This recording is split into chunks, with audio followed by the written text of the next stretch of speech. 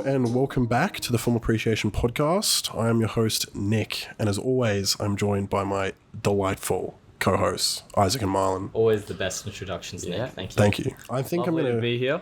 Yeah, I'm going to come up with a new adjective every time. Oh, it's going to exciting. It's going to get awesome, bro. Can we get started straight away? Get straight into it? Straight into it. We've got a lot of great stuff to talk about today. The first of which is... Especially great and especially hyped. Hayao Miyazaki's The Boy and The Heron, or to use its Japanese title, How Do You Live, which is probably a bit more apt title anyway. Absolutely, I think so.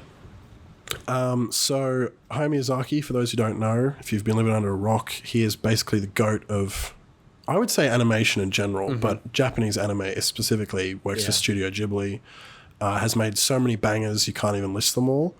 And essentially, he was supposed to retire in 2013 with his film The Wind Rises, and now he's come out of retirement to make this one. And it's important to talk about that because this film, even though it's really weird, is very autobiographical, has a lot of autobiographical elements, even more so than The Wind Rises, which will be a big part of our analysis. And he wasn't satisfied with The Wind Rises being his final film, was that correct?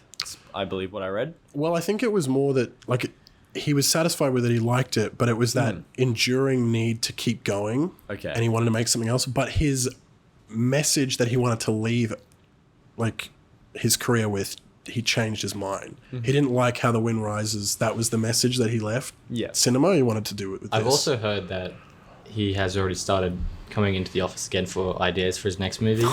Yeah, I've heard that. So I don't know what will happen in the future, but if this was his last movie, I think it's very fitting. Yeah, I think absolutely. it's exactly what a last movie should be. I wish we could have recorded the conversation we had in the cinema right after it ended. Yeah. Or in the car. Yeah, in the car, I think that's what it was. Because I thought that was brilliant and just won't be able to get it perfectly recreated, but we can try. We'll do our best. Yeah. But essentially, it stars a bunch of Japanese actors whose names I unfortunately cannot pronounce. And then in the English dub, it had an absolutely stacked cast. For context, we all watched the dub. I just think that's worth noting. It's got a bunch of different people in it, namely Robert Pattinson as the Heron. And I say that mainly, A, because he's so distinct, but also because a lot of the actors really aren't in it that much, because you mostly follow Mahito, the main character, the boy. But the Heron, Robert Pattinson's character, is the only sort of prominent side character, I would say, who's in it for the whole film.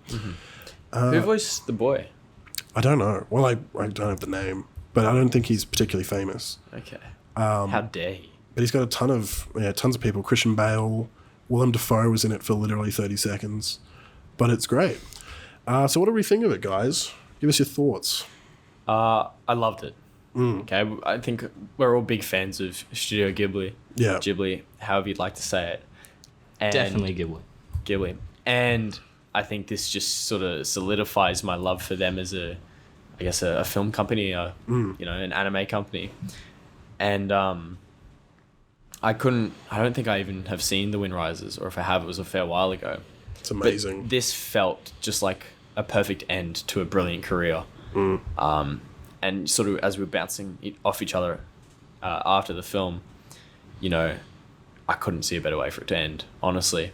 And if you want to get the obvious things out of the way, the animation was incredible. Yeah. Once again, you expect no less. There's absolutely nothing as good as hand-drawn animation like this. Gorgeous. It's, you can do a lot of cool stuff in 3D computer design, like Pixar has done some good stuff in the past, but it is nothing like the immersion and just the beauty of it. Because seriously, you could take any frame from this movie or any of other Miyazaki movies and it could be a painting on a wall. Yeah. Mostly because a lot of them are painted.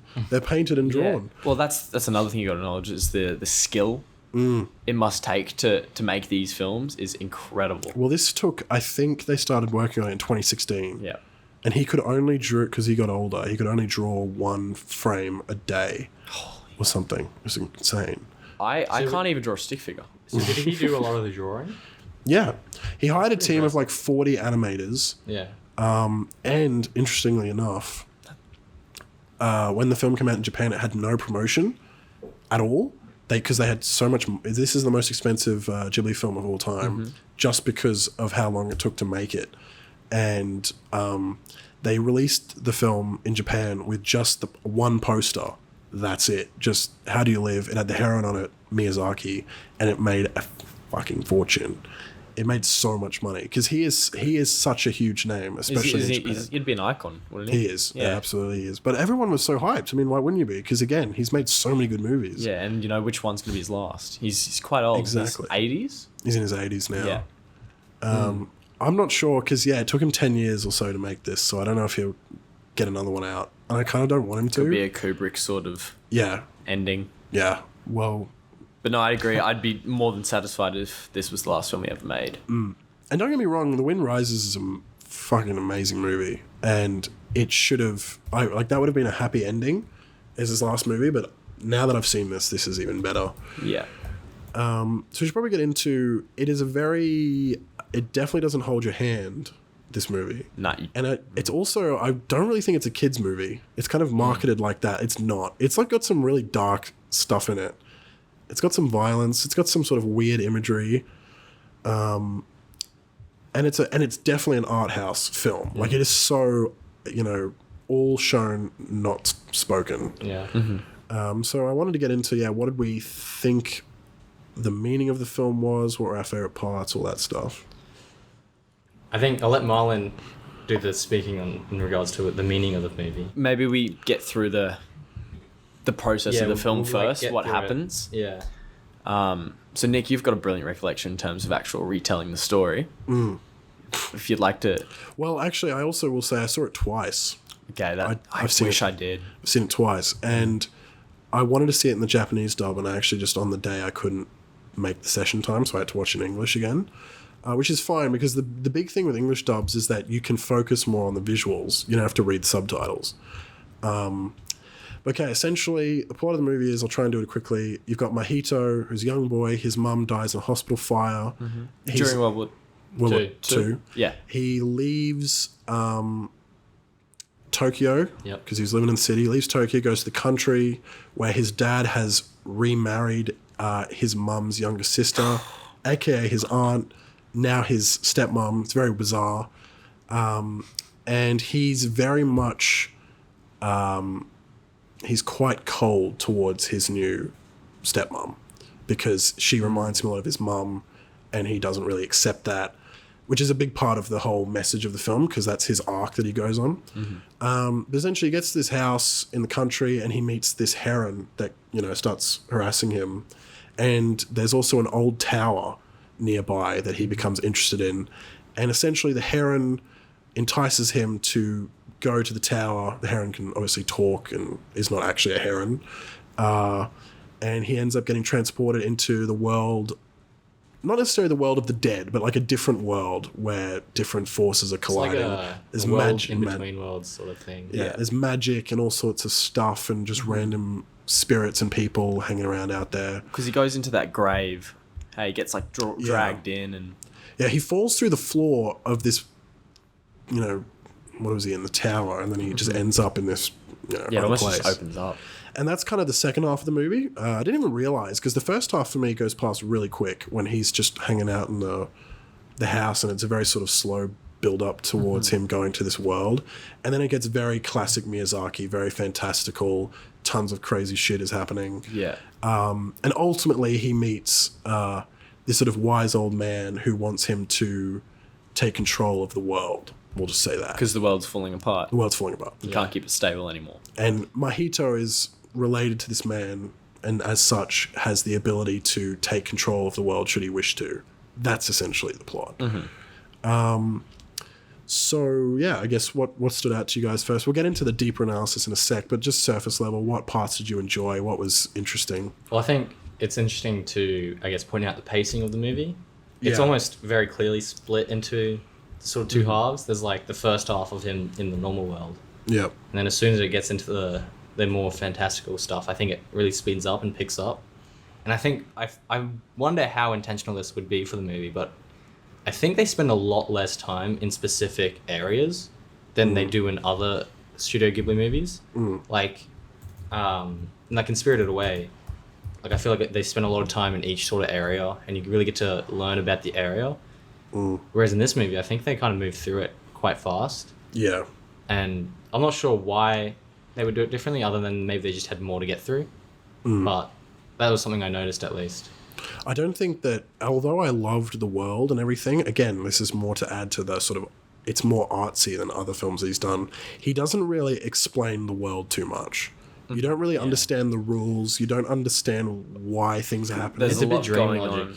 There's a Yeah, it's that's what almost I thought. it's almost I think, Lynch. It's like some Lynch I've got stuff. some of my notes were just trying to figure out whether there was a dream Well, I think- sequence and whether all of it is and whether any of it is. Yeah. Because it's tricky when you're thrust into a different world. I think if you apply the sort of dream logic to the world, not even to say it's a dream, but it just kind of works like a dream would. Yeah. It would also explain why he's kind of not in areas for as long. Because if you have a dream, you kind of just Going moving through everywhere Yeah. as Yeah. needs be.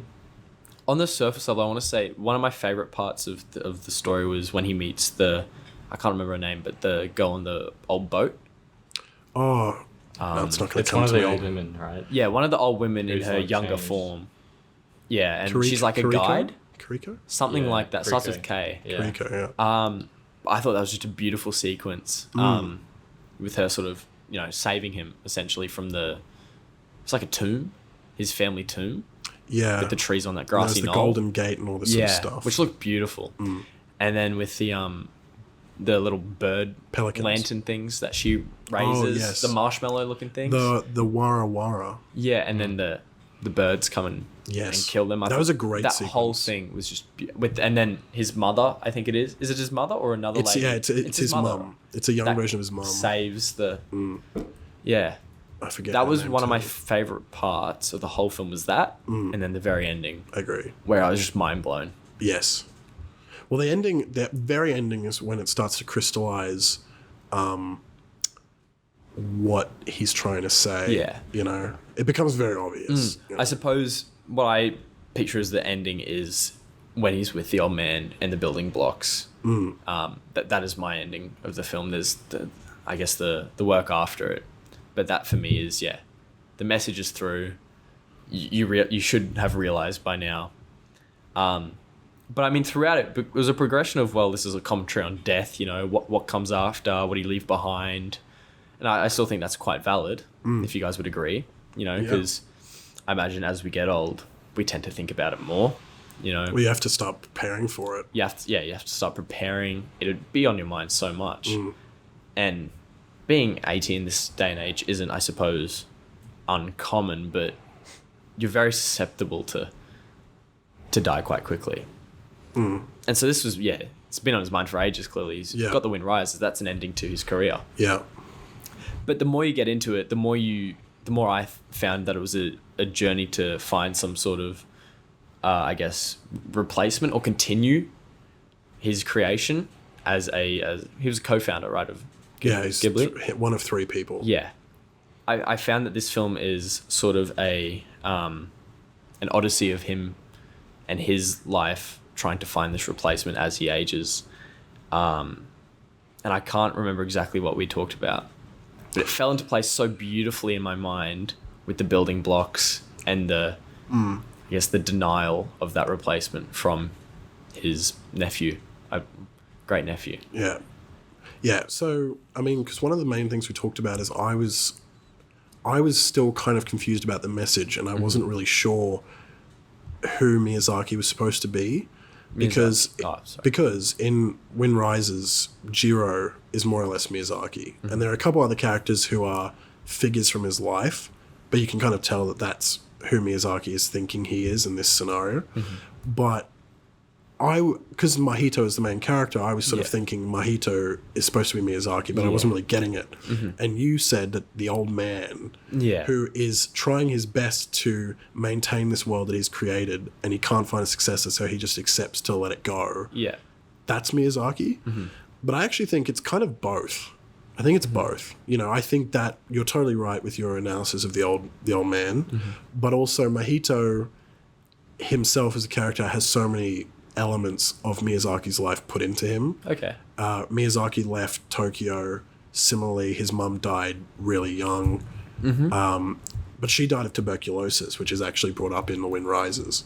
And his dad was like a World War engineer or whatever. It's the same thing, exactly the same thing. So they're kind of both, which I think is interesting. Yeah. I think Mahito has that sort of innocence that Miyazaki probably still possesses, and the old man and him are clashing sort of in his mind. He's probably got two different thoughts. The old man is desperate to cling on to what he's built, which is partly Miyazaki, because there's like been so many rumors that like Ghibli will like go bankrupt and be gone because Miyazaki won't be there to sort of maintain it anymore, and they can't find someone suitable to replace him, which is a real sad thing. And he spent his whole life creating these sort of magical fantasy films because he's a real sort of pessimistic person about humanity. He doesn't really think humanity's very good. Well, he was, born in Japan in World War II. Yeah. That's a pretty rough start. Yeah, totally. He's not unjustified, and he's been talking about it a lot, but that's why he makes these sort of very fantastical films, because he wants escapism and to try and find some joy in what he thinks is a pretty miserable reality.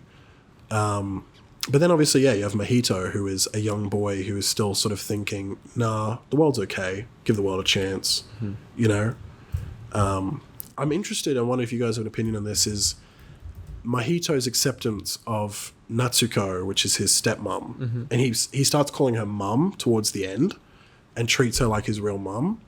I'm wondering if you guys have any sort of opinion on if that relates to Miyazaki in any sort of like metaphorical way. I don't know enough about him to be... I spent a lot of my time focusing on just purely the old man and that sort of... pretty much just the ending. There's this whole build-up, this whole journey. It's beautiful, it's gorgeous. You're following along going, this is just an awesome odyssey. It's brilliant. I'd love to do it myself. Obviously, without the mum dying and a scary bird chasing me around trying to, like, kill me. But, I was just going to say... There's a lot of birds in this film. Cannibal parrots. That was very surprising. I remember lorikeets, right? Yeah, we were sitting there. They were hilarious. We were sitting there, and these, parrots or whatever just pull out knives, and they're like just... Yeah, try to cut up the boy. Try to cut up Mahito, and I was just going, what the fuck? What has birds done to Miyazaki? Literally every bird in this sucks. They all suck. He just hates birds. It's really weird. It was very funny. It was an interesting character animal to have as the villain. Not even the villain. There isn't a specific villain, just like they're kind of just doing their job. Yeah. Well, it's their world, yeah. He's in the world, he's not supposed to be there. But I didn't think his acceptance of mum meant anything other than probably it's just a character arc. Yeah, it moves the story along. It's a nice ending as well. But maybe just, I guess, a note that he,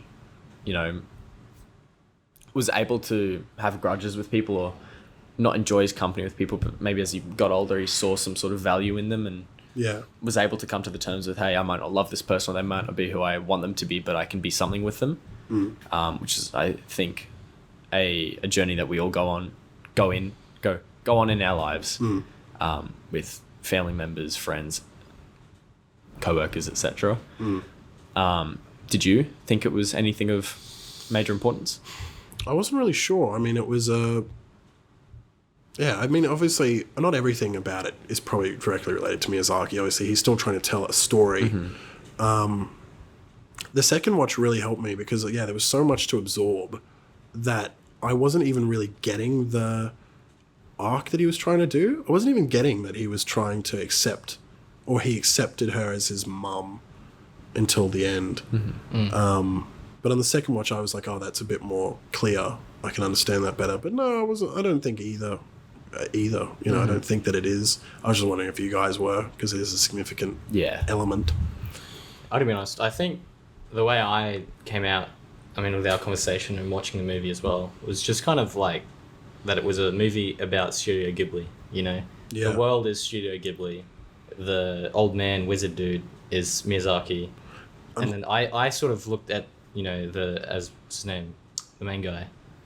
Mahito. Yeah, him as sort of being like his Miyazaki's son, who, was kind of supposed to take on the mantle and couldn't really do that. And Goro. And I think that is sort of like what's happened in the movie, right? Like, Mahito's like, I can't do this. I can't build the world again. And I think that to me would make sense if it was just like sort of this is Studio Ghibli without Miyazaki there. It's just gonna fall apart. Yeah. It can't exist, and all the magic will go. When he goes, Ghibli Yeah. goes. Yeah. Yeah, I've got that in my notes. I think we should make note that the reason Mojito says no is because I can't remember the word he uses, but he saw some malice in his life and says he doesn't want to bring that back into the world once he balances it, or that Well, he I can think- never balance it because of the malice that Yeah, he has in his that's right. own life. Yeah. And now that he's seen that, yeah, he refuses to destroy something else. We're in the dark. We'll be back momentarily. Just Oh, that was easy. Should have just wailed our arms around. Anyway, we're gonna keep that in. I don't know. We'll see. Probably not. I think we had like a bit of a... Just mute me. we go dark. But, yeah, so that's why he ultimately doesn't accept taking over, I guess, Miyazaki's role as the creator. Or the balancer, whatever you'd like to call it. But the god of the, Would that the world. be Miyazaki going, "Oh, my son has malice, so he can't do what I can do"? Maybe, as Nick said, it's something more to just to do with the pessimism, his pessimistic view of the world, and I think everyone destroys I everything. think he just sort of had a dream that he could find another him, and this is him accepting that that's just not possible. But that's also okay. You know, the old man lets Mojito go. Yeah, and it's he not goes. like- He didn't yell at him or anything. He was like, okay, just go. Go live your life. Well, or sometimes whatever. these things don't need to continue on forever. you Yeah. know? It's Like, it's fine for it to just stop. for me, the message is that Miyazaki has gone on a journey in his real life to find a replacement, and this film is him finding solace in not being able to find one, and accepting that, and realizing, I suppose, that the continuation of, I suppose, Ghibli is the legacy more so than more films. It's Yeah. what he will leave behind rather than what he can continue to deliver. And when the movie ended, I was almost in awe. I don't remember being in such a large amount of awe in a film ever, I think, with just the realization of the message. And just being like, this is so... It's almost so final. Well, not only that, but just like to be able to experience something like this in this sort of day and age, where we got such, everything's digitized and everything looks like shit, and all the like current animated movies are all trash for the most part. You know, to have something so handmade, you know, So authentic, so true. so true, a true experience, true work of art type thing is so rare nowadays. And of course, like this was the first Ghibli film that I saw in the theater, like a new one, A new release, yes. so that was a special thing for me as well. Well, It's a great experience. Yeah. This movie's a great I experience. suppose we've been born in an era where we haven't had many huge directors die Yeah. while we've been living. I can't directly compare it, but I imagine someone that had grown up watching all of Kubrick's films Yeah. to then seeing Eyes Wide Shut, but Eyes Wide Shut doesn't have that finality to it. Yeah, because he didn't know he was going to die. Yeah. So it's not like this is my final film, Yeah. whereas this is, or is supposed to be, and it has such a beautiful message and, as I said, solace to him realizing. And yeah, as Isaac said, when he goes, I think Ghibli goes, or at least the magic of Ghibli. Yes. There'll be no true Ghibli after this. And yeah, as I said, when the movie finished, it was just jaw dropped, warm heart, happy, beautiful realization. It's been one of my favorite movies of the year.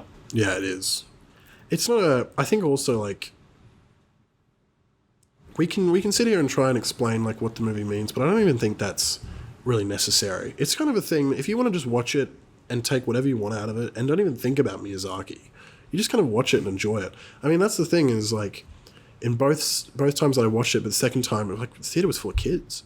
Yeah. They were freaked out. They were like, "What the fuck?" It's a kid's movie at the end of the day.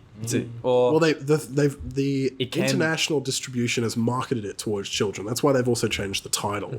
But it came out in Japan. How Do You Live? I don't think that's a kids movie. You know. But generally speaking, all Ghibli films can be watched by children. Yes, Would you except say like The Princess Mononoke. Mononoke? Yeah. That's it. I think they yeah. can be watched by them, but that doesn't mean they're like Like- children movies. Some Yeah. of the more lighthearted ones. Yeah. Like Totoro is obviously a I kids think movie. that's something that I think we should needs to be moved past in all of discourse about animated movies is that they're not kids movies necessarily. Yeah. Like that just used to be like the thing. Oh, it's animated. That's a kids movie.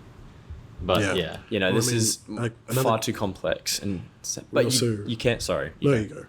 you can just watch this for the story itself, as you said. Yeah. And not you couldn't know anything about Miyazaki and just have a great time. Yeah. And I mean, another one of the best movies of the year, Spider-Man Across the Spider-Verse. That's another movie that can be enjoyed by anyone, not just kids. Even though obviously like kids will enjoy it. I think another thing that is great about all of Ghibli really, but this movie especially, is it's like one of those movies that you just sort of feel your way through, and that's where the enjoyment comes from. Like you can also, find it on another level, like, oh wow, this is so cool because it's whatever the fuck it is, but like just sitting there, being within the experience of the world is enough for it to be enjoyable. I think movies that are like that, there's something special about them. There's just, you sort of think about them for more, which is weird because it's like, wow, this movie, which I'm not sitting there analyzing while I'm watching it, why would that sit with me? But there's something about being immersed within the world, which is so much deeper for you, because it's almost as if you actually experienced it. It's like your own memories. Whereas when you're watching a movie, like going, yeah, this is the movie, this is super cool, this is how that I'm works. watching a movie, but Yeah, you're watching a movie rather than being within the world of the movie. that's why the second watch for me was so much better, because the first time I was watching it, I was sort of overwhelmed. I was really interested in the visuals, but the story, honestly, just a lot of the story is just straight up not explained. They don't even say anything to try and give it context. I mean, I didn't even realize in the first viewing that his stepmom was his auntie. I straight up didn't realize. And then when I watched it, I finished it, and I looked it up later, and I was like, what the fuck? That was his aunt? And then I watched it the second time, and I got it, but it's very brief. Yeah. And that's fine. I think it's good that it's not got a lot of hand-holding. You just watch it, experience it, take from it what you will. Yeah. But regardless, it's a gorgeous, very entertaining film. Yeah. And as I said, I think the message of Miyazaki accepting to just let things go is probably a more fitting ending to his career for him. The Wind Rises is more of an ending that could be universal for all people. I think you watch The Wind Rises and the movie ends and you kind of go, wow, that's such a great thing for me. The Boy and the Heron's definitely more specific. Yeah. See, I just checked. I haven't watched The Wind Rises, so Yeah. that will be next. So The Wind Rises is amazing, but that's when you finish it, you kind of go, wow, I feel like I could do that, or I feel related to that character. Whereas this one ends and you kind of go, that was entertaining, that was beautiful, whatever, but you don't really grab the message to you. You know what I mean? Like you understand the message, but it doesn't impact you in a personal way. Because this is a more Miyazaki personal movie. Yes, absolutely. Another thing I think could be interesting to bring up is how, in a way, the movie is sort of self-referential to other Studio Ghibli movies with some of the imagery. Like the little marshmallow dudes. They're like the thing things from Princess Mononoke. Yeah. The dead boats are like the dead... I think they're the dead planes in Porco Rosso. Or they're just planes all together. Yeah, the dead planes. Yeah. And also the dead train of the dead in Spirited Away. Yeah. She's like on the train as a ghost And then shit. even like the cottage thing is like the cottage in Howl's Moving Castle. Yeah. So there's a lot of like... Well, yeah. Like, I think that also goes to develop the idea that this is the Studio Ghibli world. Mm-hmm.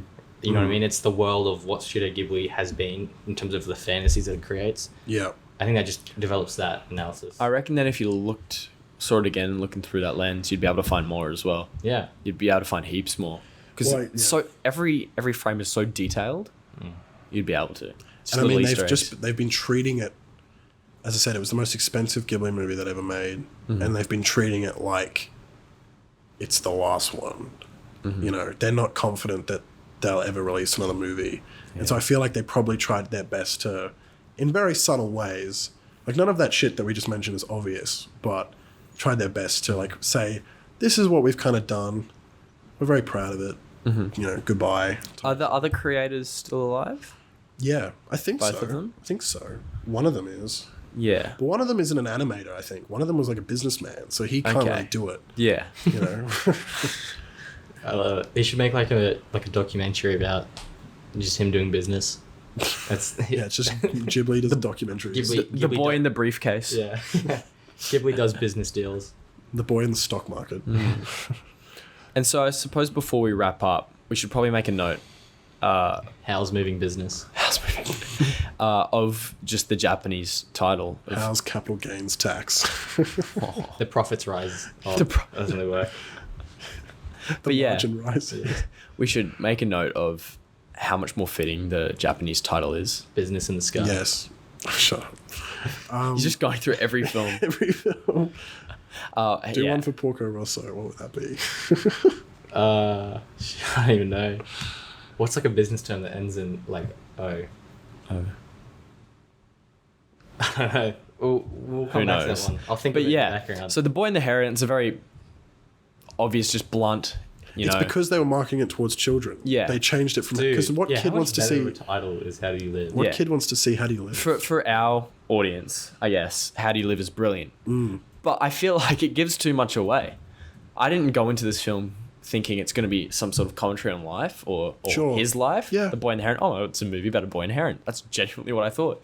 Because for these films we do, I don't like to read the descriptions much. Well, I did watch the trailer. Honestly, my never watched the trailer. expectations for this movie, was like straight up. It was going to be about this cool relationship between this kid and some bird. Yeah, and just a journey. In the country. Yeah, I can't lie. When like the nose starts coming out of the heron and the Yeah. teeth, Bro, and I started sitting there going, "What the fuck?" I didn't know the birds had like that. Like they actually have like a mouth like inside their their tongue beak. and stuff looks really weird. They have the tongue. No, but Dude, when I he, did not know when he that. starts speaking, there are like human teeth and human nose Yeah, comes yeah, out. yeah. And I But was they going, still like look before that. very yeah, strange. But I was going, "What?" Jamie, the-" pull that shit up. Yeah, going, what dude. the fuck Like is that? when we were camping, there was Yeah. like Ugh.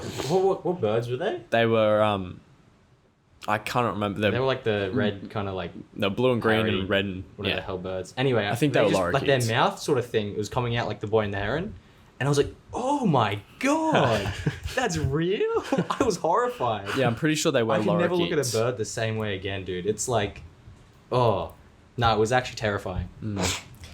Anyway, but yeah, that was when he like was revealed to be like, I don't know, whatever you'd call him, like some. He's just a human. man. Is he? Yeah, he's wearing it, but it's not like it's a costume. Like it is him as well, is it not? It's kind of a bodysuit. Yeah, it's like a part of him. Yeah. It's weird. Because he like zips it back. It's like up. he's an animagus or something. Yeah, He's the first furry, dude. 1940s. He's the blueprint.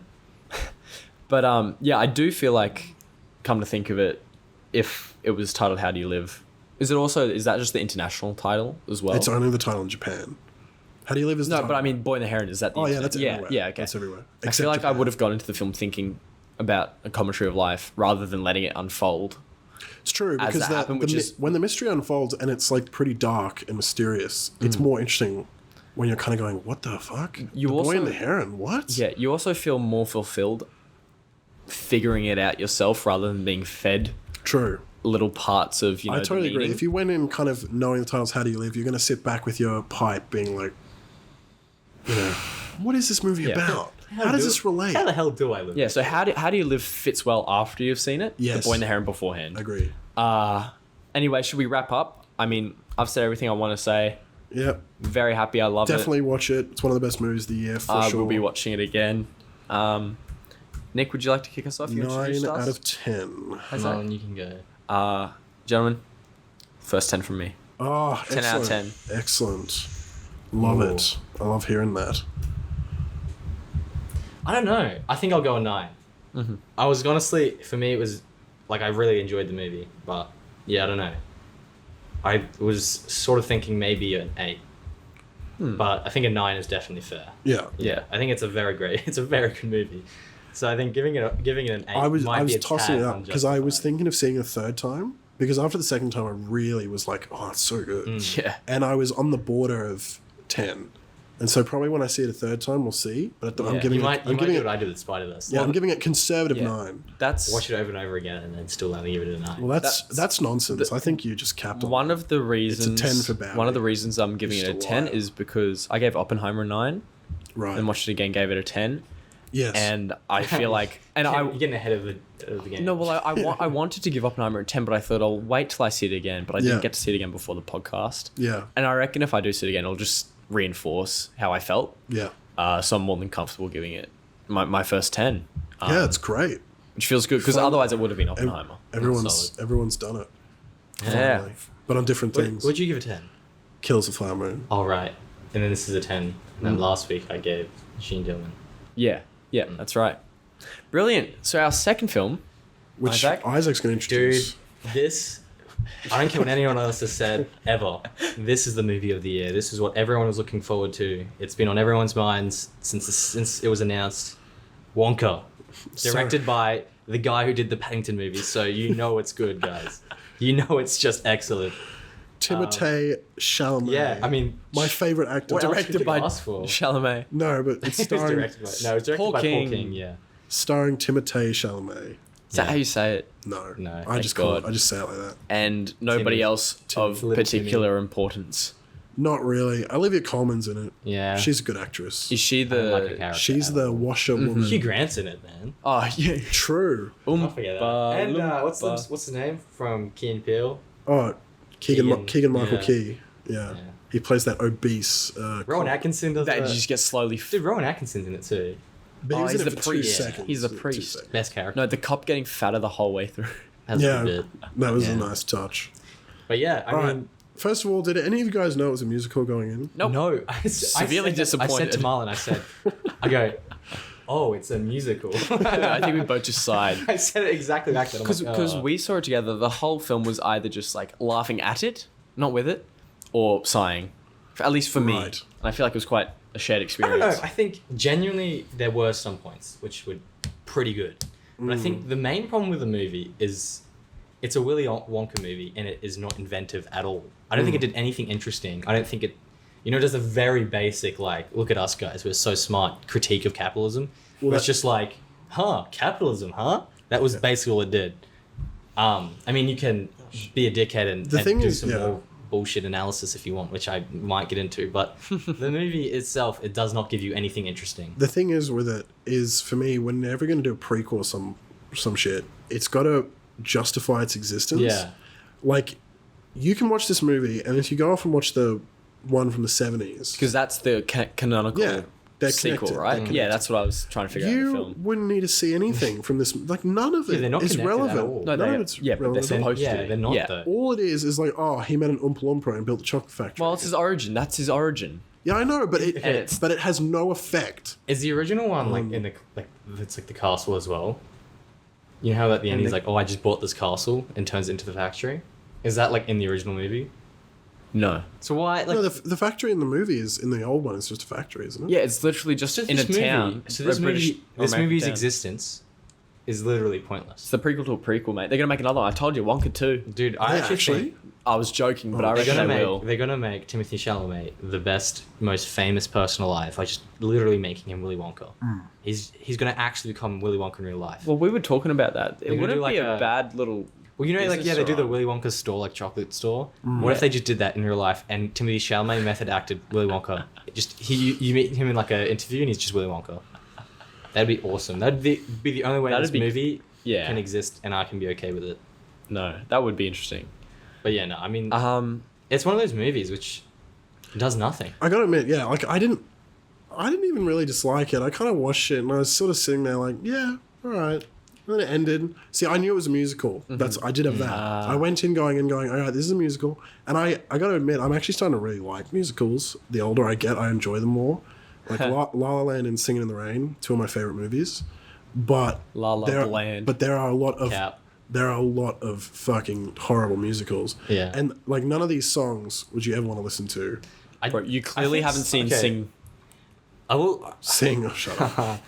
I will say that most of these songs are pretty like inoffensively average. No, they're fine. Like you can listen to them and go, yeah, They're all just- right. yeah, you'd never. The one problem I have with the musical aspect is they ruined Pure Imagination.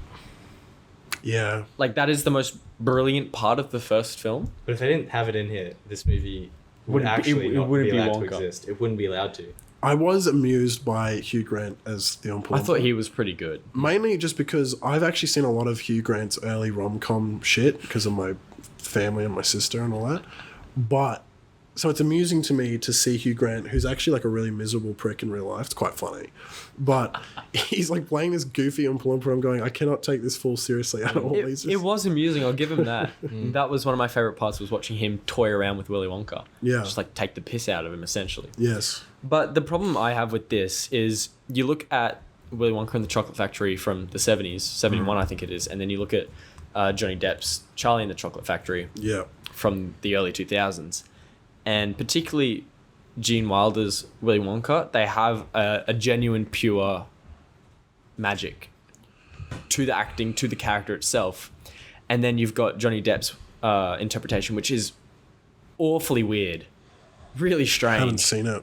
Really? Yeah. Ooh. Dude, when I was a kid, I saw the trailer for that and I was like, that's fucking horrifying. Oh, no, he's like disturbing, he's freaky, he's queer in the sense that it's not normal and strange. Yes. The original meaning of the word. Yes. But then this is just like you want to hit Tim. It's just like, Yeah. shut up. So- You're not magical. I said this a lot. Like Timothy Chalamet and Jacob Elordi, there's two actors that when I see them, Such a bad joke. I just want to fucking, say it. I want to punch Try them. and tell us after. Yeah. You can't, gatekeep it from you you. can't say it on the podcast. No, I can't Just say say it. And it if it's bad, we'll bleep it. Say it. Okay, so you know how you said the original Willy Wonka is queer? And then Hey everyone, subscribe to FAPS for more wholesome content. Leave your thoughts on Wonka below. queer in the new wave. We word. cannot keep that in. No. Put the start of it in, the very start, and then. I don't obviously believe that. Well, see, I meant it. I meant the second Willy Wonka. Put the footage on back then when you go, I don't believe that. No, see, I meant the second one, the Johnny Depp one. That's the one where he's queer and strange in the Oh, original right, meaning sure, of the yeah. word. But anyway, great Yeah. joke. But that's my major problem with this movie. Yes. Is that there's no magic. I felt nothing except for the occasional laugh. Well, even like the way that the chocolate works is sort of doesn't feel magical. Like it just kind of feels like, oh yeah, that he's explained it. Well, that's the difference, right? Obviously, it doesn't make in sense. the but- first two, the chocolate is just chocolate. It's the flavors that make it magical. This shit, these fucking clouds in the chocolate. Dude, that- How can this cloud be sad and then cry and then it tastes got better the- and spark an He puts imagination? someone's like tears, doesn't he? And Yeah. it's gross, bro. Oh, yeah. I think it's Angel's Tears. Or, Or anyway, like, There would be some Dude, he's milking weird a giraffe. chemicals in that. bro, he's milking a giraffe. that was funny. What That the would- hell? Yeah, I mean, a lot of Also, the whole like, oh, Wonka doesn't know how to read bit was ass. It She was showed him. so that bad. she showed him the alphabet once, and then he started This reading. guy learnt cat, bro, and then he just could read Dorothy and shit. Like, nice. Great Well, I don't teacher. even understand why that was in the movie. That had like no relevance to anything. I Capitalism, think bro. this. It's all about the American dream. This is What? That none of them are literate. Wonka comes along. He's this guy. He's an immigrant, I guess. I don't know. Doesn't know anything. Comes here. He has this dream of making his business, and through all odds, I don't And know. he gets enslaved. so dumb. So- see, now that's the critique of capitalism. Oh, I'm enslaved. You took then- one thing once, and now you're a and slave. there's a monopoly on everything. Oh yeah. So- that was actually the worst part of the movie for me. I This thought part that sucked. his relationship with that little girl was all right. I didn't think she was a great actress, but it was like inoffensive. But the villains really pissed me off. plotting and scheming the whole Oh time. god, it was so annoying. And like they had a musical number, and I was like, "What the fuck?" It was just bizarre. And like, oh, the worst thing was, oh, he hates the word poor. Or, Oh, that was that's the not least funny bro. joke. And that's one of those classic like Only critique of capitalism. only Oh, the very- rich people hate poor people. only very little kids would find that funny. They go, Yeah. But they'd only find it funny because What's hilarious? vomiting. What's hilarious is a little kid will watch that, and then he'll go to school the next day and point at some kid and be like, "You're poor." So this is considerably more so a kids' film. Yes. You know, if an adult's going to watch this, not for This is more of a kids' film than friggin' Boy and the Heron. way more. You know? But this is a money grab at the end of the day for me. More so. Well, than, that's what I wanted to say about the movie. Is it doesn't exist as an art piece. It is so clearly designed and exists for the sole purpose of making money. It's like it's a nothing movie. They cast Timothy Chalamet, who's like in everything. Yeah. You know, So it only just made even. really? Like just a, That's it, good. it made a fair bit more. It's 'cause like, people- like 20 million more than Because people the are budget. sick of this. You just got to look at like DC movies aren't making money anymore. Marvel's fucked. Everything's like gone to the shitter because people are done with this like lazy, oh, well, people like this, so we'll just make another generic remakes, The movies that made a ton of money were Oppenheimer and Barbie, which were two original movies that no one had seen before, and there was hype, and they, were well-made movies that respected the audience and weren't just like generated out of not a money printer. grabs. But then you look at it, they made so much. Yeah. Because that's what people desire after. Oppenheimer almost made $1 billion. Barbie made like $1.5 billion. Yeah. That people want this after so long of just the repetitive nature of money Boy and hungry. the Heron beat Wonka in the American box office. That's not a joke, which is insane. See, that's insane. Yeah, that's another funny thing, Isaac, is the story's a critique on capitalism, and then the film itself is doing what it's critiquing. But that's why like something like Barbie is the same sort of thing. It's trying to subvert something. But this isn't... It's whether it's critiquing, but it's doing that within the same thing, So it's just like, cool subversion, bro, but you're doing exactly what you're trying to subvert. It's so obviously not really doing anything. Yeah. And it's just trying to pretend that it is. Yeah. Like that's what this movie does. It's like obviously it's based on a book which probably had the same critiques. So you can't escape it. Is this Wonka? This one. It's still based on the book. The Roald Dahl book. It's still this, in the opening credit goes based on a book by Roald Dahl. But when they say that the character is the actual story at all? I've never read the book. I don't think the book gives an introduction. Well, so then it's not based on the book, it's based on the character. Must be. Well, that is true. Yeah. The story of the book is... I can't remember the book, that's why I'm... Well, the book is about what the Gene Wilder movie is. Yeah, okay, great. It's called Charlie and the Chocolate Factory. So then Charlie. there's no reason for them to have the critique on capitalism other than Also, that's one thing as well. Well, So like it has to be done today. If Gene- you're not critiquing capitalism in the movie, you're not making the movie. Gene Wilder, like his version of Wonka is kind of the antagonist, and he's actually scary in the original film. Yeah. So this is supposed to be a prequel to him, yet Timothy is the least intimidating mofo I've ever seen. That's what I'm... And they don't, at the end of the movie, they don't put anything in the movie to make him, like, give villainous overtones. He's like a really good dude. I'm like, how did he turn into that to Gene Wilder? Come back to this in 2 years, I promise you. Wonka 2, ends with the castle. He hasn't made his chocolate factory yet. Wonka 2 makes his chocolate factory. Gets capital gains tax. Revenge of the Uncle. It's like in the Hunger Games. The girl dies. Revenge. Yeah, no, right? And so now he's a freak. Form a trade union, and they go, we want better pay, and so... Wonka 2 will be some sort of the beginning of the spiral, then you're up to Gene Wilder's Wonka, because Gene Wilder's Wonka's like 40 or 50. Tim Chalamet's what? He's his late 20s now? I doubt that they'll make another one, but if they do, fine. I'm calling it. But if they don't, then this movie is ultra pointless because it serves as the worst prequel ever. That would be like if in Star Wars... Phantom Menace is better than this shit. In the Star Wars prequels, that would be like if Anakin was... he did a couple of bad things, but he's still Anakin, and him and Padme are still in love. And then the next movie is A New Hope, where he's Darth Vader and Padme is dead. You'd be like, what the fuck? How did we get from there to there? That's literally what this is. It's wild. I think this is the thing, like, with movies today. I mean, they can do whatever critique they want to do. There's nothing wrong, like, with critiquing capitalism. It needs to be done. But it's so lazy, and it clearly isn't a real critique. You know what I mean? The writers are just like, okay, we need to check off something. We need some theme. Well, it's not a feminist movie. Well, it's not something. I guess we'll do that. I mean, they could even go like, if they wanted to make a right-wing movie, sure. But, that wouldn't have made money, would it? You know what I mean? That's not the current climate. Hollywood wouldn't have financed it. And that, to me, it just seems so lazy. However, I think it's really fun because even with a movie like this, you can just apply anything you want to it, and you can come out we can sit back, kids. It's time for a lecture. You know what? I'm going to leave it up to the audience if they really care, because I know no one really cares about Wonka being analysed in any sort of way. So I'm just going to name drop. I'm going to give like 3 terms, and if you care enough, you can go figure out why this might work. So there's a guy called Deleuze, and he has this idea of, territory. So territory is literally like anything like social situations, psychology, science, philosophy, society. It's like a domain. Yeah, and so within that, you can deterritorialize, so the context or whatever is changed, and there's a process of how that's done. Well, that's not really important, and then it can get reterritorialized after that once the context has been altered. I think this movie is kind of doing that with Wonka. He comes in, he deterritorializes the place with his new chocolates. He changes the context of the place, and then he re-territorializes it. And the other thing is that capitalism is always doing that. It always deterritorializes itself and then re-territorializes it, and that's what happens in the movie as well. So it's like a conflict between like Wonka doing it and then, the Monopoly doing it. Anyway, that's all I'll say.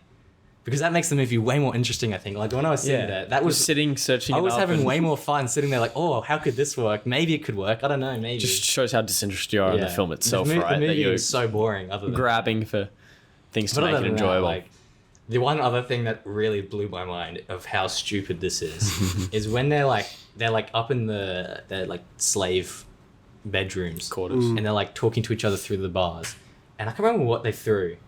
But somehow this chick managed to make the most perfect throw across like 10 meters, and this guy caught it perfectly. Bro, the chocolate had through the magic fucking in it. cage. I mean, like... It's ridiculous. This movie just makes you just accept dumb things. Yeah. I mean, I want to raise this point, and I said it to Isaac and Nick before this end in the cinema, is if we weren't doing this for the podcast, I would have left. I was disinterested the whole way, didn't enjoy it at all, and we got free tickets. Yeah. So, a gift. I will Didn't cost say anything. there was something interesting in the movie, and that was the Year 9 boys across from us dacking each other. That was solid. That was serious? that was Yeah, a pretty they were solid like- bit. That's up there. Teen blokes in the front left corner just being idiots, like just having a great time taking the piss out of the film. Almost as Dacking we each were. other. Yeah, well, I mean, to be But fair, that- we weren't silent either. We were having a good giggle and saying shit. But no one really cared. Like, no No. one looked at us. Yeah. So I don't think anyone... Everyone was focused on them. I think as well, though, I don't think anyone else was enjoying the movie. Because it didn't seem like everyone was going, haha, at the jokes. I don't think It so. was just dead silence in the whole room, no except one for looked- us. And nobody looked at us saying shit. I just don't Right. think anyone... I think they might have just not wanted to be there. well, I saw one They girl like pick up and immediately leave. sat down About, and regretted it. one girl picked up and left about halfway Yeah. through. But My these guys, cinema yeah, was they having were. fun. The Really? audience was kind of laughing and shit. Where'd you go? I went to Angelica. Maybe it was the time we Okay. went to. It was like nighttime. Yeah. 7:00. We had an event in Drapilli. Anyway, these boys were like running in and out of the cinema getting food, and then at one point they're trying to get past each other and just pants come off. I was like, oh, it's like that's rough. See, that's It's like poor kid. that's the spirit of Willy Wonka there. Willy Humi- Wonka. humiliation, bro. Yeah, Willy Wonka humiliation. I love how we're supposed to be fucking analysing the film. There We're isn't talking about much. dacking. Well, Well, we can, let's apply the lens of dacking in the male. What would Teenage community. And how Lacan say about dacking, bro? Yeah, it's actually Dacking and Wonka, Lacanian Well, think about it. psychoanalysis. It's the Oedipal complex, right? So you want to humiliate your father, and it's really just so that you can have sex with your mother, and that's really what it is. You know? That's all that is, Isn't man. that some Freud? Freud shit? Yeah, but Lacan is a reinterpretation of Freud. Bloody hell, that was loud. Seriously, you're gonna interrupt Lacan right now? I'm so sorry, guys. That's not on, bro. Yeah, so Lacan, he reads Freud, and he gets angry with like the Americans who are like, read Freud in a completely different way. Like I think he calls it like ego psychoanalysis, I guess, and he reads it a different way, and then he also applies, what do you call it? Like what's the like signifiers? Sign and Bloody structuralism. He Signifier. applies structuralism Okay. to it. And then it's like, yeah, cool. Good job, Lacan. And everyone goes, that's basically the Dope. story of Lacan. That's great. And how does that apply to Wonka? Nobody cares. So let's stop talking It about doesn't that. even... We're talking about dacking. We're talking about how it Oh, applies true. to dacking. Yeah. It doesn't even have anything to do with Wonka. We've just moved on, bro. Yeah, that's the movie, though. Like, it's just... Let's give it a rating. There Let's get out isn't of much here. to talk about Wonka, unfortunately. It's a movie. If you like it, I mean, There were seek no help. actors. Okay, let's talk about this. The goddamn bit with the Bavarian, like, what do they call him? I guess an aristocrat? Yeah. Yeah. Like, what? What are you talking about? So, When like, Olivia the Colman's girl- character. Yeah. And they, like, Oh. like, what the Yeah, and she's attracted to that weird dude. Because they tell him to be How rich. unfunny was Yeah. that? That was not funny. It I was was just like, like- what am I watching? Yeah, I didn't want to see that guy's hairy legs up to his mid-thigh. Dude, it was ridiculous. And wearing a pullover, whatever it's called. And he didn't even, like... And the thing that pissed me off was, like, he's a pretty big dude, and his legs were, like, small, and just looked wrong. He was so unbalanced. I couldn't look at it. It just made me sick. He doesn't do squats at the gym. Exactly. He's just hitting up a body. Anyway. Fucking Wonka, bro. Yeah.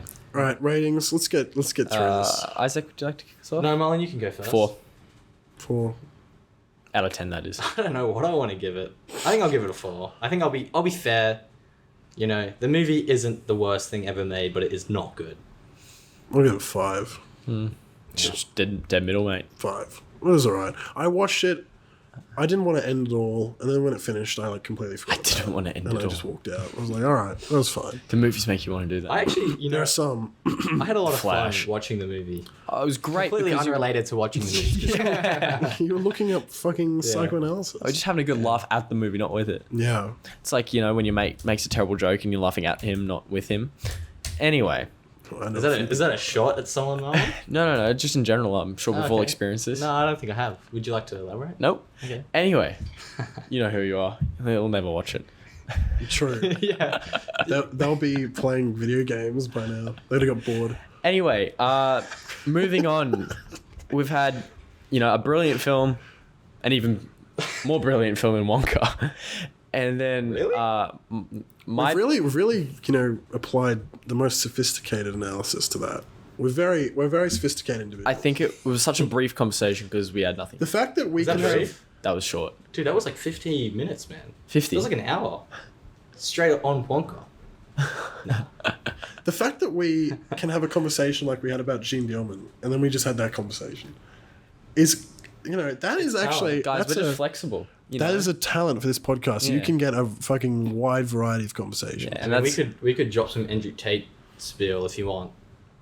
Do you want that on here? What the fuck? No, you don't want that on Well, here? that leads well That's into gonna get- Magnolia. That's gonna get bleeped as well. What else could we have on here? That leads well into We could be really versatile, man. We could start like... Oh, actually, though, true. yeah. So let me speak. Totally true. Andrew Tate.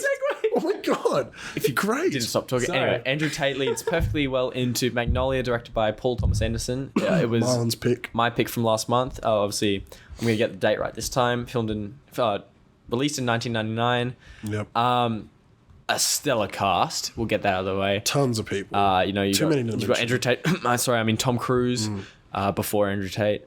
Philip Seymour Hoffman. We'll explain that later. You've got the guy from Fargo. What's his name? William H. Macy. And then about 20 other amazing. John C. Reilly. Julianne Moore. Yeah, tons. Yeah. So a great cast, and essentially, there isn't a huge plot per se that Because I can. there's lots of plots. Yeah.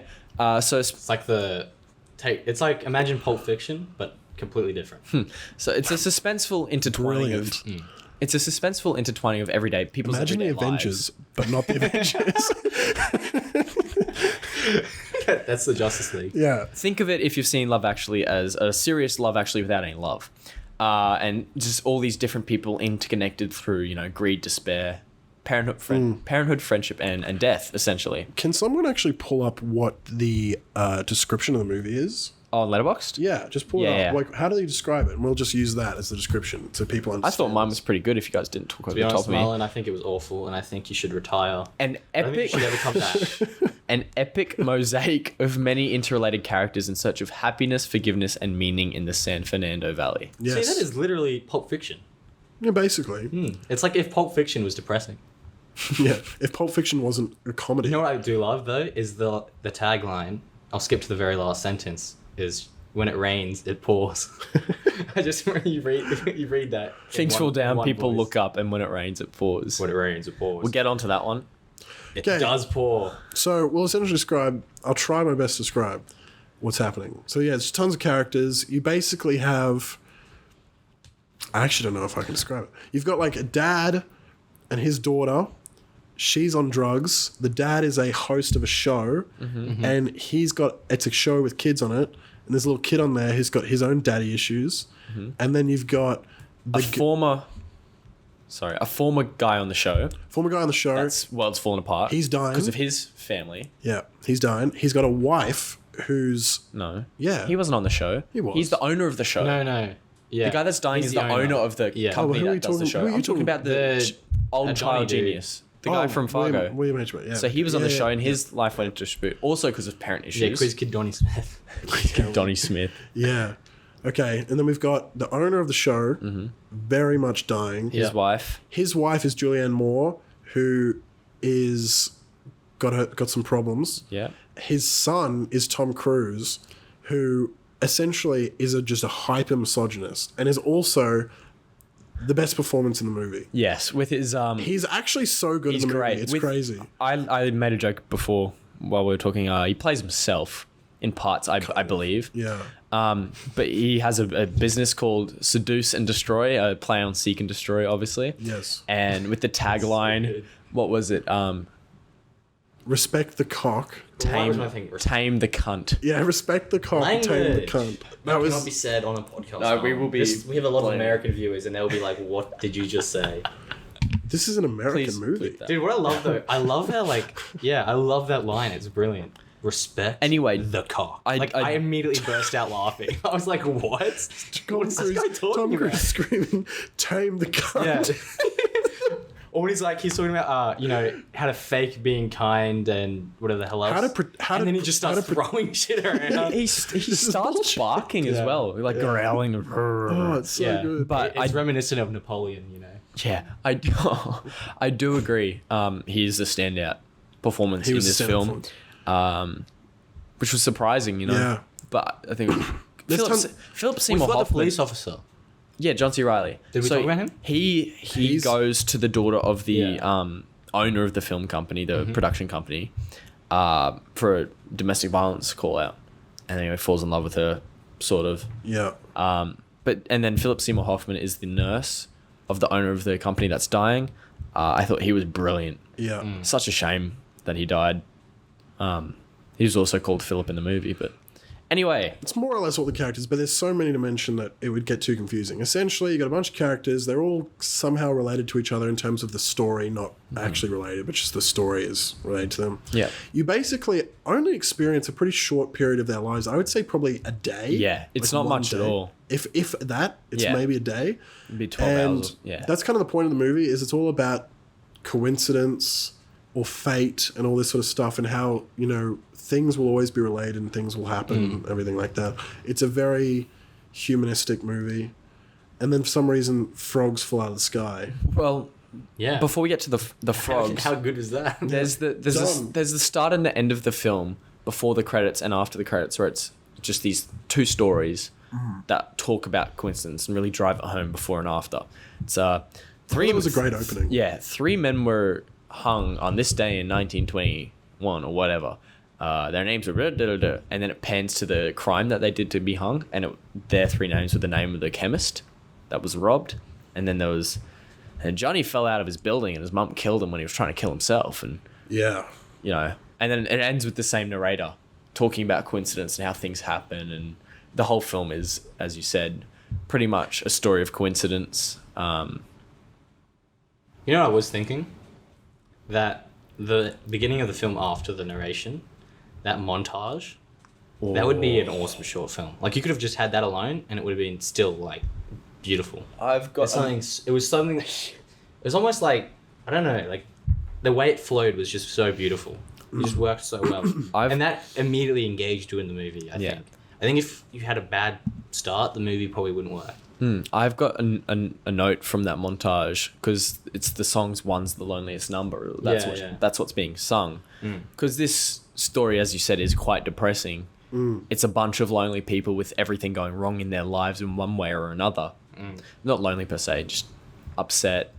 And anyway, that shit going on. yeah, it's in everyday people's lives. Yeah. That some of them are a bit more high up than others, but this is just everyday lives. There's a cop, there's a nurse. Can I just make a quick Go point? for it. I did love how they used, obviously the TV show that we're watching involves some of the characters, but I did love how they used the TV to connect all the stories. Yeah. Because all this shit is happening at the same time to all these people unrelated to each other, but they're all still watching TV. They're still doing the same shit that everyone else does. Everyone sort of more or less does the same thing. The only time I didn't like that was when the radios were playing and they were all singing that one song. That didn't feel real. Yeah, I wasn't really even sure what that was supposed to be. I was not even sure if that was just real. But anyway, serious, But back to that montage, to me it felt frantic, but frantic in a good way, a really good way, setting the tone of the film that, hey, there's going to be a lot of stuff going on. And just the cuts, it was great. It was so engaging.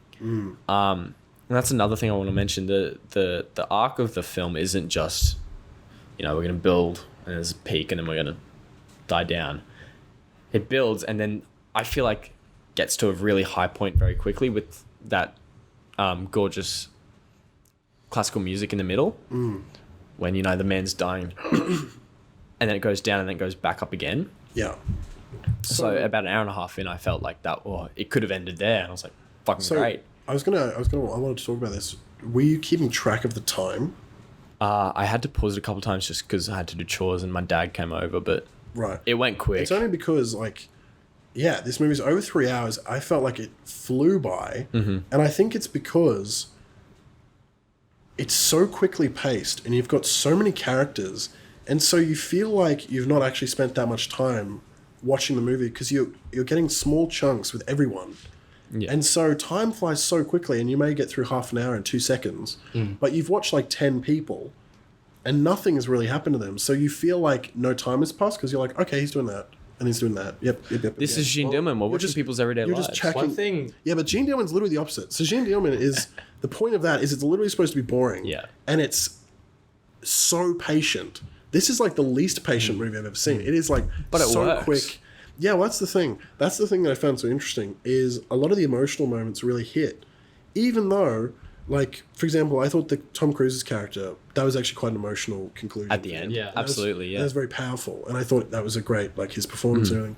But, you know, you don't actually spend that much time with any of these characters. And you see Tom Cruise, and then you fuck off, and you spend time with all these other people doing shit that's not emotive at all, or not really, sort of just building up their own stories. And then you cut back to him, and it's really sad. And, you know, the emotion still sits with you. And I think it's just a genius script that it can write all these stories. And I think it's because the way it's cut, it's so quick that you never lose engagement with the thing you just saw. You're still engaged with Tom Cruise story, and yet you've watched 3 other chunks of the story. But it's all so quick that you're like... Because I was shocked. I thought that there was going to be some time to breathe. Well, yeah. I thought the start of the movie was just sort of setting shit up, and that's why it was quick. But the whole movie is like that. When I made this my pick, I said it was like 3 hours, and I heard we all sighed. We collectively honestly, sighed. When I was sitting there, I was like, respect? Yeah. Fair enough, Marlon. This is not 3 You hours. texted me, and you're like, excellent pick, by the way, Marlon. Yeah. But This was not 3 hours, man. I was gonna say one, and I forgot. I'll come Conspiracy. back to it in a second. That's my conspiracy. It's not 3 hours. it's not 3 hours. It's not 3 hours. I can't remember what I was gonna say. That was the one thing I was gonna say. Well, the one thing I About that. also wanted to add was that, like, at the 2 hour mark, I sort of flicked up to check how long was left. And it was obviously an hour left. I'm sitting there, like, both thinking, how is there an hour left? Like, there's no way there's an hour left. And then also going, there are so many loose ends to tie up. Yeah. How are they There gonna was something finish so it? bizarre about how I simultaneously, like, felt both things. Because it seemed like, oh, they could finish it here. And that's But the they definitely interesting. needed to That's the tie up a interesting lot. thing is that like the wrap up that each character gets is basically non-existent. Well, really, the ending was just tying them all together. yeah. But what at you the end. realize is that actually, you know, all these characters, all these stories, you've not spent that much time with them. Max, Yeah, you've one spent. day. Max, you've spent. No, but I mean in terms of screen time. Oh. Max, you've spent 20 minutes, which each character's story. So the ending that they get is satisfying for a 20-minute story. Yet it's this big epic thing, and you're going, "What the fuck? Like, how are they going to wrap this up in a satisfying way?" And all the stories just don't really get wrapped up. Like, for example, the kid, he goes, "Dad, you need to respect me. Goes, go to bed. Go to bed," and that's the end of his story. That's all you see, and you kind of go, "Well, that's all right." And the end of Tom Cruise's, he's walking in the hospital. Yep, walking into the hospital. And then the end of the Donnie Smith is he puts the money back. Yep. You know, there aren't Police officers with them. there aren't many real endings as such. Daughters with her mum. Yeah. With the fucking frogs. That's the one thing I want to say that I forgot about before is written and directed by Paul Thomas Anderson. So that's completely his script, Yeah. which is very Wow. impressive considering we've watched a lot of adaptations recently. Yeah. Well, one thing is there's 2 things. One is that because the Wikipedia page about this movie is actually quite interesting. The first thing, and this, you guys might find this interesting, is that he said that the movie is more or less written based off of songs. And he had a friend who composed 2 original songs for this movie, including the end song. And he wrote the movie like he was adapting those songs into a script. And there are actually lines that characters say that are lyrics from the song. And also, he didn't intend for it to be this big thing, but he made Boogie Nights previously, which was huge success.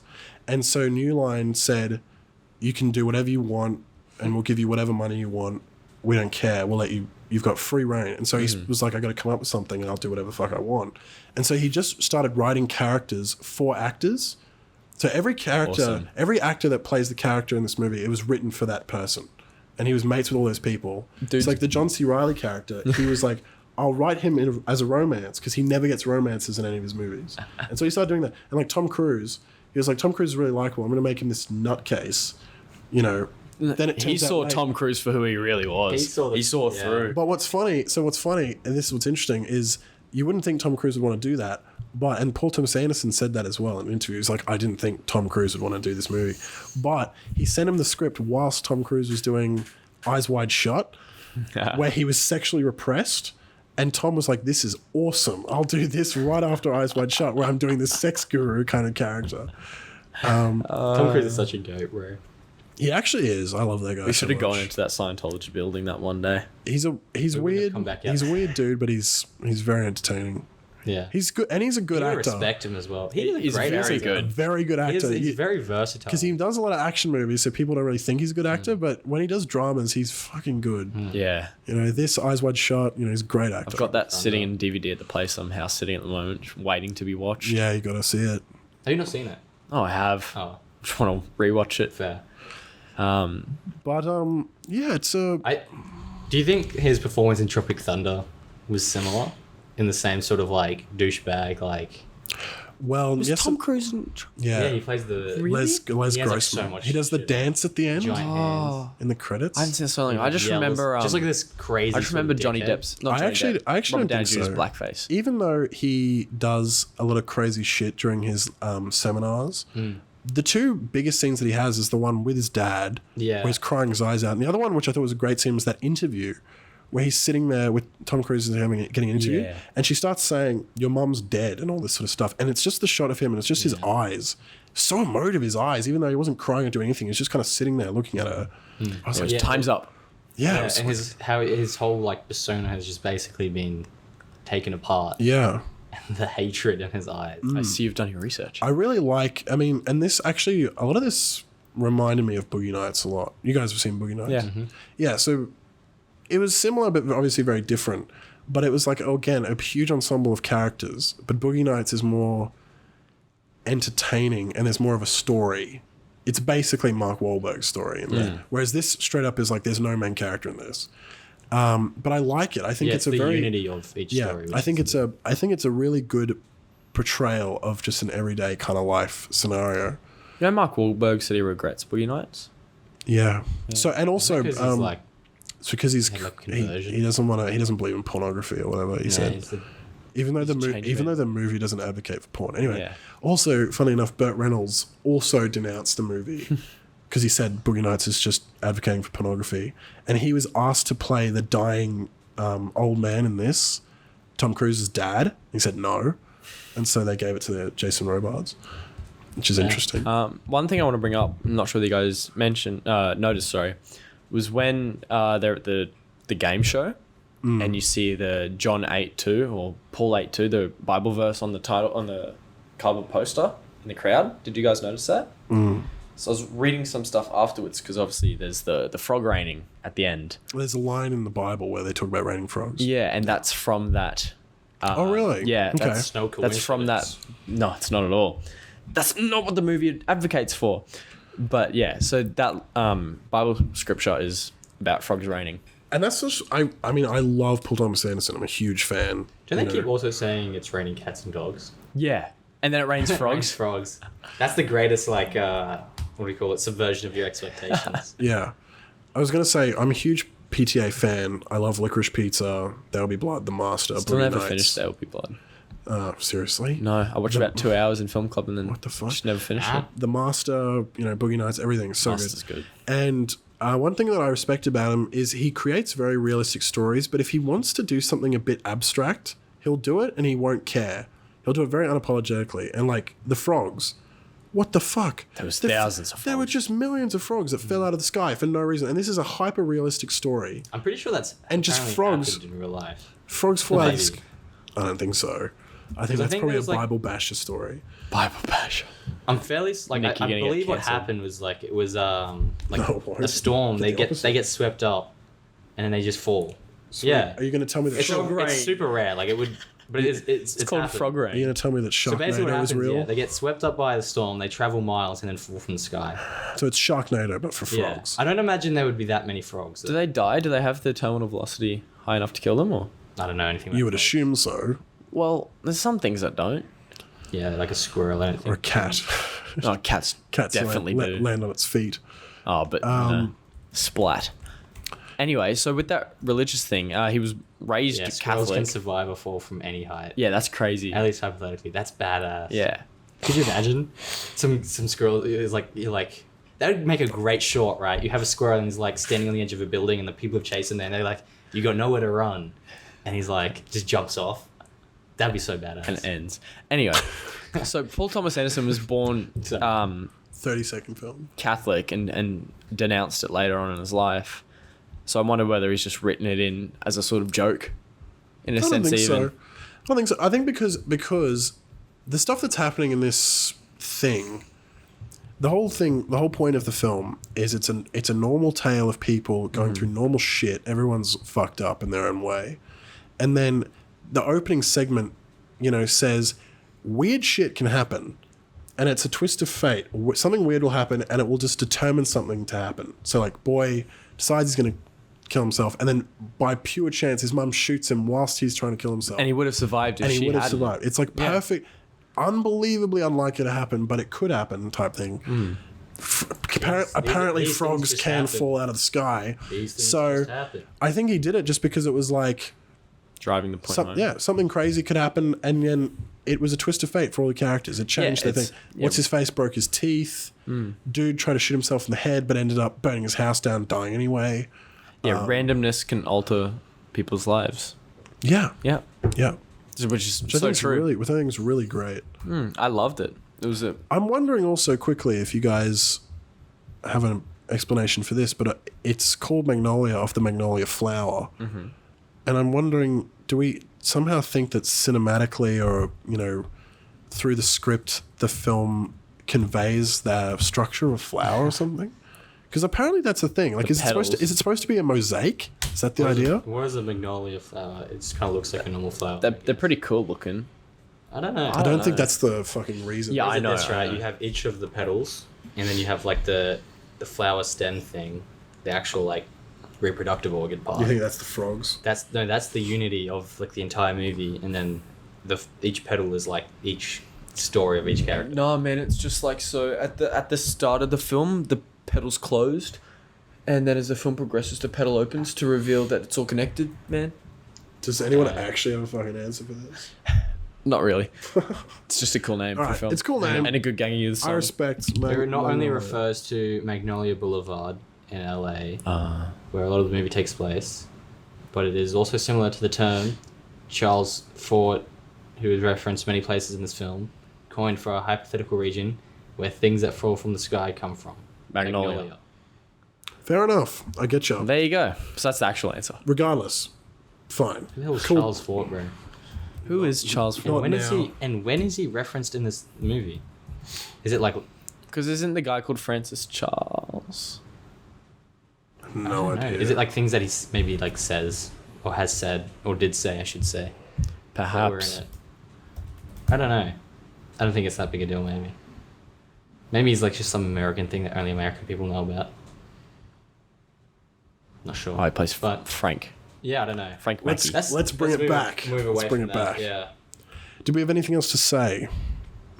Not really. Unless we just want to like really get into the Tom Cruise and that's it. What? Just discuss his character endlessly. Well, that he's Andrew Tate. Yeah. Well, actually, you Yes. know what I just thought of earlier when you were talking about how like expressive his eyes are. Yeah. And there's the whole thing about Christian Bale basing like his portrayal of Patrick Bateman on yeah. Tom Cruise like in the interviews. How Yeah. so friendly, but then there's nothing behind the eyes. But what is also amazing is like how Patrick Bateman just has so much fucking like just a hatred out of nowhere, and Tom Cruise's character in this is like gets that hatred too. I just feel like It's weird though because Tom Cruise just seems like such a nice guy. I never see him like sit there in an interview just suddenly zone out. Just, Forget Timothy Chalamet method acting in a Wonka factory. Tom Cruise is doing this in the film what as himself. It's not even acting. That's not even method acting. Yeah, it's just like if I rocked up on set and just started talking.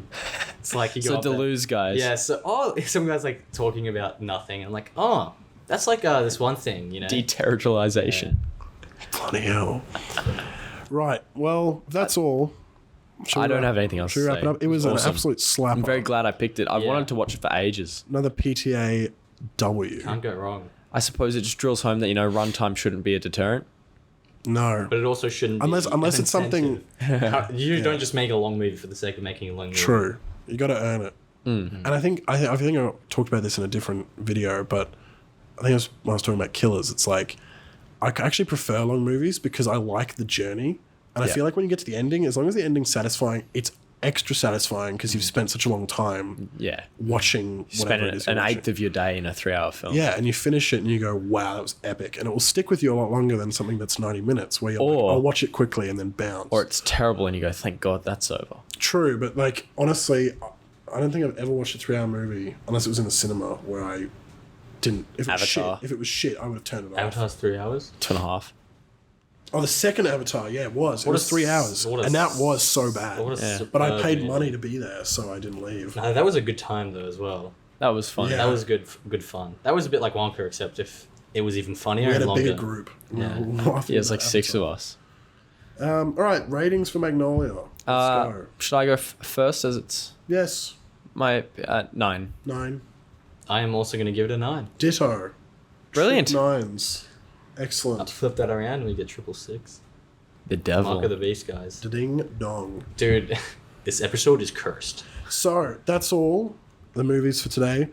Isaac's got a pick for next episode, which will be our He's gonna last. do it, I reckon. Which will be our last episode of our first year, First Okay. 12 months. first 12 months. This is our last episode of 2023. Yes, which is an important thing to note because there'll be another video. Anyway, Hmm. let's move on. Bowie, what is your pick? So, or do I know your pick? well, Nick, Do it. how upset would you be if I picked this movie? I wouldn't care. Okay. It's just the fact that I guessed it. Okay, well, yeah. Okay, well, we'll go, what is it, Dreams by Dreams Kurosawa. by Kurosawa. Yeah. Very good. Very Well, okay, the only other option, we could do like a deciding here if we don't want to Scissors, do it. paper, rock. But I think we'd want to do Dreams more than this movie. This What? movie's just kind of been in my watch list. I don't even know if it's good. It's called like El Nort. It's like some random ass movie. So it's either this or it's a badass Kurosawa movie. Like Kurosawa, Yeah. he's a G. there we go. I think that's a pretty safe pick. I think it'll be It was interesting. going to be your pick anyway. It's just because I am literally Sherlock that I figured it out. Yeah. I feel like I mean, you seem to guess my picks all the time, so I don't know if I'm very You're just predictable, mate. predictable. I must be. Predictable. Can read you Yeah. like a book, bro. That's kind of like All right, concerning, so but yeah. we also discussed the movies we're going to do from the cinema. We're going to be doing Poor Things next episode. By Yorgos. Yorgos Lanthimos, very hyped film. I've actually already seen it a couple months ago. Very excited to see it again. At We'll the see Biff. We'll see it with you guys. We're doing All of Us Strangers by Andrew Haig, which is supposed to be a slapper. And we're going to do Dreams by Kurosawa. What a stacked. What a great episode. What a great way to end out the first year of Yeah. Fabs. Yeah. So Well, that'll get come out keen. next year, though, won't it? Yeah. So it'll be the first 12 months, as I said just before. Oh right, yeah, I see. Yeah. Anyway, thank And you Is there anything else planned though? for. Coming out? We're doing like an end of year. So literally, once we finish recording, We're gonna- record our top 5 favorite movies of 2023. That we've covered on the podcast in terms of this year's releases. We'll explain that in the video. And did you want me to do anything? And then in we're terms of... doing a year in review edit Okay. Yes, And that's I'm doing right. one We'll- for we can socials discuss- as well. We'll discuss the details of that off camera. at our AGM. Yes, there's going to be Steak. Isaac's Yeah. going to put together a great compilation of clips from all the movies that we've covered. It's going to be really.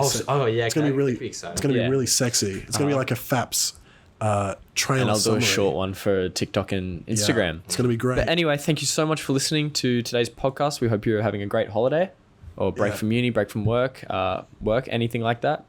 Enjoy the summer while it lasts. Yeah. Unless you're in the northern hemisphere, in we which hope- case you are freezing your tits. Well, regardless, we hope you had a Merry Christmas and enjoy a Happy New That's Year. a good point. Yeah. Both things that are what a very shout! important. What Yes. a shout! Thanks, All right. guys. Thank you, Appreciate guys. it.